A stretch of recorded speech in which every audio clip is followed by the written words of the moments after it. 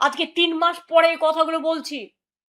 যে আশাকর্মী মারা গেছে, আমি সব আশাকর্মীদের পাশে আছি এবং আমি ইমিডিয়েট একটা টিম পাঠাতে চাই।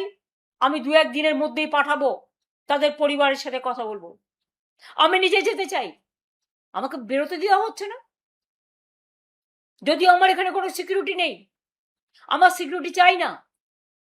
এমনকি দুটো কর্পোরেশনের আমাদের সহকর্মী বন্ধু, যারা আমাদের দিনরাত খাটে, রাস্তা পরিষ্কার রাখে, জল পরিষ্কার রাখে, নর্দমা পরিষ্কার রাখে, আমার এখানে ঝাড়ু দিতে আজ থেকে প্রায় 30 বছর, তাদের ঝাড়ুটা পর্যন্ত কেড়ে নিয়ে যাওয়া হয়েছে। অনেক অসম্মানিত করেছেন। আমি আপনাদের ঝাড়ু, ওটা আপনাদেরই যোগ্য, আপনাদের কাছে ফিরে গেছে। আমি আপনাদের ঝাড়ু নিয়ে পরিষ্কার, দরকার হবে নিজে পরিষ্কার করব। আমি বাগান পরিষ্কার করতে ভালোবাসি, আমি ঘরের কাজ করতে ভালোবাসি, কিন্তু মানুষের জানা দরকার